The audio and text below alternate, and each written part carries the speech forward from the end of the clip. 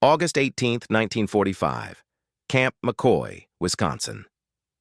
Heat shimmered above the pine needles, and the dust smelled of resin and hot iron as a gate rolled on its track. Beyond the barbed wire, a knot of Japanese women, nurses and clerks taken in the battles. For Saipan, June-July 1944, and Okinawa, April-June 1945, stood silent, uniforms sun-bleached, eyes narrowed against the glare. They had braced for the things they had been warned about, the bayonet point, the shouted insult, the hunger. What came instead was the soft thrum of a generator, the clatter of ladles, and a sweet, cold scent that did not belong to war. An American. Service detachment on duty that week. Quartermaster men who knew ration tables better than rifle drill, identified on camp rosters as the 344th Service Company, was drawing the day's issue and handing out cones as if it were nothing at all. The first woman who tasted it later remembered only the shock of cold against cracked lips, then the cream and sugar, and the unbearable thought that an enemy would offer this to prisoners. The guards treated it as routine. Under the 1929 Geneva Convention, POWs received regulated rations. Stateside camps went further when supplies allowed, and ice cream had become a quiet staple of American morale. Measured in gallons and calories, it was logistics. Measured in faces, it was disorientation. A small mercy cut across years of training, and the women's disbelief said what leaflets and loudspeakers never could. Captivity here was not the death they had been promised.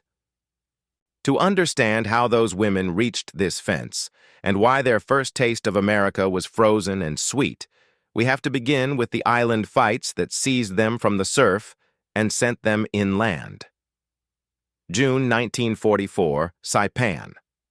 The island trembled day and night beneath naval shells that fell like clockwork rain. In the ravines north of Garapan, nurses of the Imperial Japanese Army's 3rd Field Hospital worked amid the stench of cordite and decay, bandaging shattered limbs beneath flickering lanterns.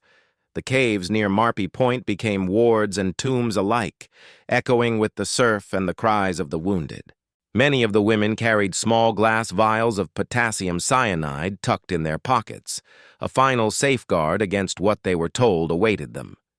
Capture was not an option. Imperial training insisted that surrender erased honor. When the Mao 2nd Marine Division pushed north, accompanied by M4A2 Shermans of the 2nd Tank Battalion and Seabees clearing caves with flamethrowers, the line between duty and death dissolved. By the campaign's end in early July, nearly 200 Japanese nurses and clerks had survived in the cliffs, pulled out by Marines who expected resistance but found exhaustion instead. Less than a year later, the same pattern repeated on a larger, bloodier stage, Okinawa. From April to June 1945, the 32nd Army's defensive ring stretched from Naha to Ishikawa. Among the soldiers were hundreds of women from the Women's Volunteer Corps and military auxiliaries, working as field medics, typists, or stretcher bearers, under artillery that fell at a rate of thousands of shells per hour. Some were handed Type 99 Arisaka rifles with barely an hour's instruction. Others were ordered to dig trenches or administer morphine to men already beyond saving. When the island finally fell on June 22nd, over 1,500 Japanese women were taken, alive. Nurses, clerks, and civilians who had defied both the battlefield and the Emperor's code. To the Americans, they were prisoners of war protected by convention. To Tokyo, they were presumed dead, erased from family registers.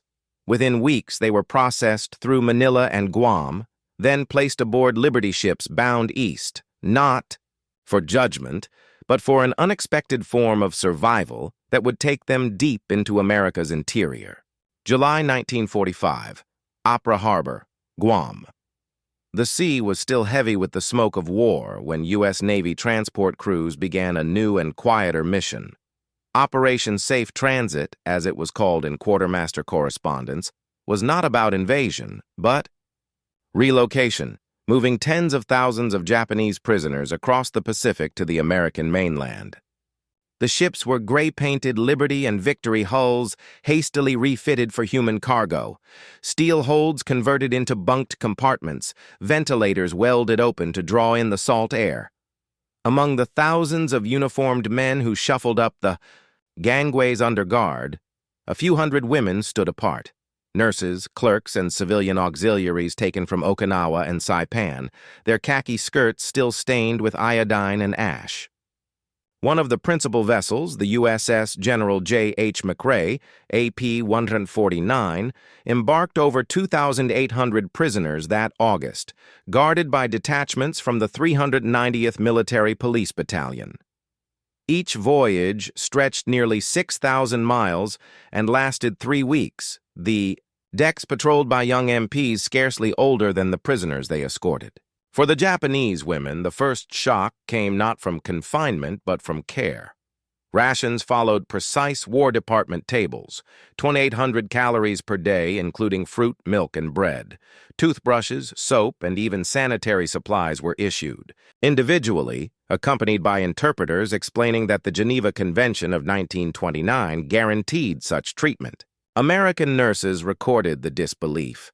One diary entry from August 12th read simply, "They bowed and refused food at first, thinking it poisoned."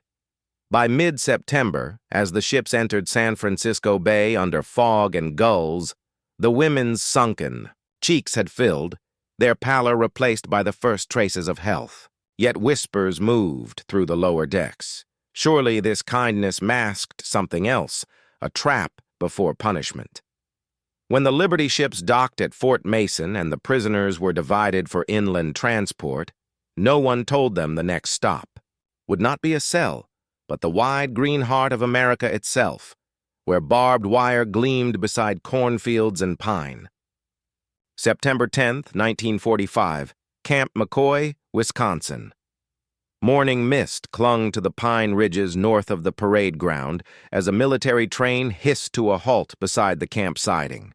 From its cars stepped 39 Japanese women, nurses, orderlies, and clerks taken on Okinawa, escorted by MPs of the 390th Battalion. Their journey from the Pacific had taken nearly 2 months. Now, in the heart of the American Midwest, the air smelled of wet grass and coal smoke rather than salt or death. Camp McCoy, originally built in 1909 and expanded to over 60,000 acres, during the war was one node in a vast network of more than 500 prisoner-of-war camps across the United States. By this point, the War Department recorded over 425,000 Axis POWs within U.S. borders, mostly Germans and Italians.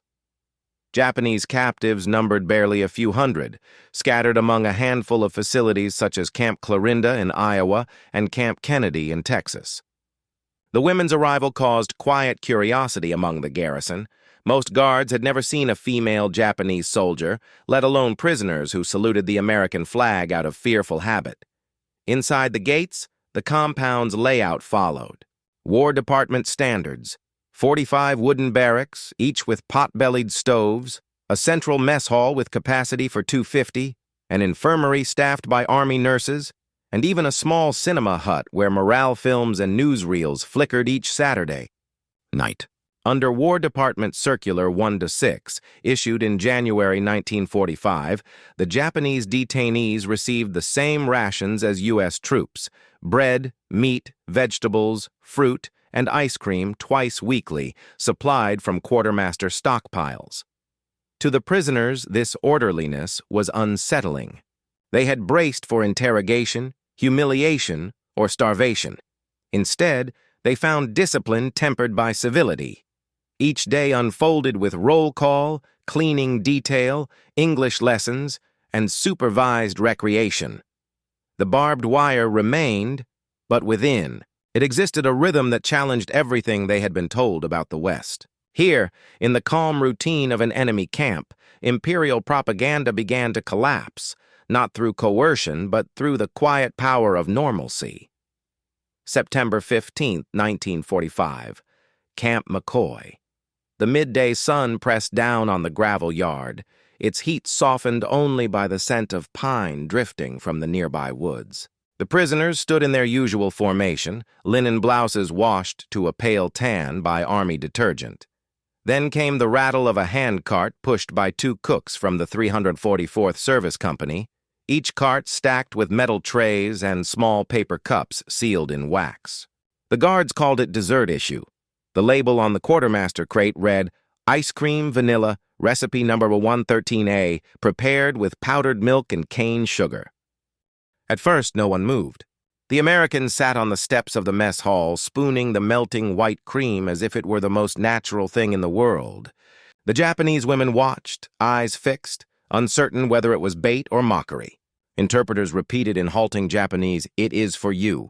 A few refused. Then one nurse, her name recorded in a camp log as Private Sakai, accepted a cup, tasted, and froze. What followed was laughter, tentative at first, then spilling into the air like a release of pressure after years of silence. A guard later wrote home, "The camp turned lighter that day. For the U.S. military, ice cream was nothing new. Since 1942, the Quartermaster Corps had included it in standard rations, and by 1945, the Navy operated 2 floating ice cream barges in the Pacific to serve fleets at anchor. It was calories, morale, and home condensed into a scoop. Yet here, in a fenced compound of former enemies, it became something else, a weapon of soft power. The sweetness and chill contradicted every imperial tale of Western barbarity. In that moment of shared humanity, fear loosened its grip. The ice cream melted quickly in the Wisconsin heat, but its effect lingered, softening the invisible wall between captor and captive, beginning a fragile understanding that would shape the months ahead. By late September 1945, the laughter that followed the ice cream day had given Camp McCoy a strange calm, and the U.S. Army decided to take the next step. What began as humane custody was turning into an experiment in rehabilitation. Following directives from the War Department's Psychological Warfare Division, PWD, both Camp McCoy and Camp Kenedy in Texas launched what they called orientation lectures, a program meant to re-educate Japanese prisoners through information rather than punishment. Each week, benches were arranged in the camp chapel, and an interpreter would stand beside a chalkboard bearing words like freedom, law, and cooperation. To many of the women, these concepts were not just foreign, they were unimaginable. The classes started with geography and civics, moving slowly toward discussions of democracy, the rights of citizens, and the meaning of peace. The women sat in silence at first, their notebooks untouched. Then Lieutenant Ruth Matsura, a Nisei translator from Hawaii, began to speak to them in gentle, fluent Japanese. She explained that the Emperor had announced surrender on August 15th, a truth many had never heard. Some wept openly, realizing the war had ended weeks before they were told. The PWD observers noted in their reports that the female prisoners were receptive, cooperative, and emotionally responsive, a striking contrast to the guarded defiance often seen in male combatants. The Americans were aware of the irony. Allied nurses captured in the Philippines or Singapore had faced starvation and torture under Japanese guards. Here, the situation was inverted. American officers were offering books, pencils, and patient explanations of international law. The re-education sessions became a kind of moral mirror, reflecting the differences in how each side treated its defeated. What had started with a simple act of kindness, a cup of ice cream, had evolved into a quiet campaign of empathy, reshaping minds one lecture at a time and preparing the way for something few had imagined: cooperation across the wire. By the end of September 1945, Camp McCoy's rhythms had settled into something almost domestic. The War Department, citing Article 27 of the 1929 Geneva Convention, formally authorized limited labor for prisoners of war, provided it was neither dangerous nor directly military in nature.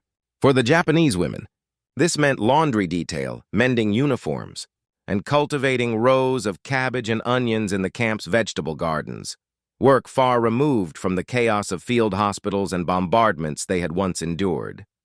Each day began with roll call at 700, followed by 8 hours of scheduled duty, punctuated by rest breaks where portable Army radios, Hallicrafters, and RCA sets wired to the mess hall played swing music and news from stations in Chicago or Minneapolis. To the prisoners, even these small allowances felt surreal. They wore clean denim work uniforms marked with PW, received gloves and aprons, and were addressed by name rather than number. In exchange for their labor, they earned canteen coupons redeemable for stationery, toiletries, or cigarettes, and once in a while, the same ice cream that had greeted them on their first week. The arrangement was more than administrative. It was psychological. The Americans found that structure and mild responsibility did what guards alone could not: restore dignity. Reports compiled by the Psychological Warfare Division in early 1946 recorded tangible results. Morale high, illness rare, discipline stable. One entry noted that several women kept diaries describing a land where even enemies smile. The contrast with the starvation and brutality of Japanese-run Allied camps was impossible to ignore. What began as imprisonment had evolved into a quiet form of reorientation, a rehearsal for coexistence. Within the barbed wire, enemy and victor now shared routine, coffee breaks, and the faint hum of the same radio songs, marking the start of a philosophy of humane captivity the United States would later refine in Korea and Vietnam. Beneath the calm order of Camp McCoy's daily routine, another mission unfolded, one conducted not with weapons but with notebooks and translators. Beginning in October 1945, officers from the U.S. Army G2 Intelligence Division arrived to interview the Japanese women, not as suspects, but as living archives of the collapsing empire. The goal was simple yet delicate: to understand how Japan had sustained its armies through years of blockade and bombardment. These women, many of whom had served in the 32nd Army's underground hospitals on Okinawa, possessed a kind of intelligence unavailable from captured documents. They knew how field medics triaged the wounded, how morphine shortages forced agonizing choices, and how underground tunnels turned into crematories when air raids cut off oxygen. The sessions took place in a converted barracks office, its walls lined with maps and a kettle of tea kept warm by an enlisted clerk. Interrogations were guided by Geneva Convention rules: no threats, no isolation. Interpreters, often Nisei linguists trained at the Military Intelligence Service Language School in Minnesota, ensured every question was understood and every answer preserved verbatim. To the astonishment of the analysts, the women spoke with growing candor. They described makeshift surgical units in limestone caves, where airstrikes had incinerated patients by the dozens. They told of napalm raids that reduced entire medical stations to ash and of officers ordering nurses to administer poison to the hopelessly wounded rather than let them be captured. The reports filled more than 200 typed pages, later archived at Fort Hunt, Virginia, under the innocuous label Japanese Medical Corps Debriefs. From these testimonies came vital lessons: the logistical collapse of the Imperial Army, the psychological impact of air supremacy, and the consequences of medical isolation on the battlefield. Yet the most valuable discovery was not tactical, it was human. Treated with civility, the prisoners volunteered truths that coercion could never have extracted. The U.S. Army quietly recognized that empathy had become its most effective instrument of intelligence. By October 1945, word of the Japanese women prisoners at Camp McCoy had begun to drift beyond the fence line. The pine woods of central Wisconsin were quiet that autumn, and curiosity spread through nearby towns like Sparta and La Crosse. Locals sometimes glimpsed the prisoners during supervised outdoor work, trimming brush along the perimeter road or tending to vegetable plots beside the rail siding. Their khaki uniforms bore the large black letters PW, but to the farmers and shopkeepers who passed by, they looked less like enemies and more like weary travelers far from home. The La Crosse Tribune, in an October 1945 feature, described them as polite, reserved, and industrious. Church groups soon took notice. Methodist and Lutheran women's associations organized small donations, bars of soap, skeins of wool, paper for letter writing. Once, after a county fair ended nearby, a volunteer brought leftover tubs of vanilla ice cream to the camp, unaware of the echo it carried from that first September day. The guards laughed softly as the women accepted it with the same uncertain gratitude, the past repeating itself as gentle ritual. For many Wisconsin families, this was their first face-to-face encounter with anyone Japanese, beyond the caricatures of wartime posters and newsreels. For the prisoners, it was their first glimpse of an America defined not by bombs or leaflets, but by simple civility. A few began to practice English phrases. "Good morning?" "Thank you," scribbling them in katakana in small notebooks issued by the Red Cross. The exchanges were brief, bounded by wire and protocol, yet they carried a moral weight larger than the camp itself. As the Midwestern winter closed in, the Army prepared to transfer the women south to milder posts in Texas. But the impressions lingered, on both sides of the fence, a quiet testament that mercy, once offered, could outlast even the hardest war. By the spring of 1946, the barbed wire around Camp McCoy stood empty. The long journey of captivity was ending under Operation Magic Carpet, the vast repatriation effort that carried millions of soldiers and prisoners back across the Pacific. For the Japanese women, departure began quietly at dawn. They were issued new khaki coats, Red Cross identification cards, and a final medical inspection that recorded what astonished even the Army doctors. Every one of them was leaving healthier than when she had arrived. Trucks carried them to the railhead, then westward to the San Pedro docks in California, where Liberty ships and troop transports waited beneath cranes and gulls. The voyage home reversed every terror they had once believed inevitable. Instead of punishment, they found farewells, handshakes, and even small gifts pressed into their hands, pocket Bibles, postcards, and chocolate bars from the guards who had watched over them for months. American officers noted tears and deep bows of gratitude. One woman, before boarding the USS General Gordon, left a handwritten note in careful English. "You treated us as human. I will tell others." When their ships reached Yokohama in late April, occupation officials of the Supreme Commander for the Allied Powers, SCAP, were waiting. The Civil Information and Education section interviewed the returnees, aware that their stories could shape Japan's fragile post-war psychology. The reports recorded their astonishment at American fairness and their disbelief that the enemy's homeland had shown such decency. Word spread quietly among civilians still sifting rubble and grief. These women, once Imperial nurses trained for death, became unintentional messengers of a new reality. A few later joined the Japanese Red Cross, dedicating their lives to humanitarian service inspired by their time in U.S. camps. In their journeys home, mercy itself became an export, crossing oceans more powerfully than any weapon or proclamation. In early 1946, as repatriation ships traced their way across the Pacific, analysts in Washington were already dissecting what had happened inside America's prisoner of war camps. The War Department's Psychological Warfare Division, PWD, compiled its findings in a report titled Behavioral Shifts Among Japanese Prisoners, circulated in May of that year. The study concluded with remarkable candor that humane treatment accelerates ideological collapse. What military planners had witnessed at Camp McCoy and other sites defied traditional logic. Kindness had accomplished what interrogation alone rarely could. The document singled out the so-called ice cream phenomenon as a symbol of this success, an act small in scale but immense in implication. Ice cream, it argued, represented more than food. It embodied abundance, order, and the promise of a life without fear. WD analysts recommended that the U.S. occupation forces in Japan adopt similar soft power vectors, gestures of fairness, entertainment, and generosity designed to dissolve resentment rather than inflame it.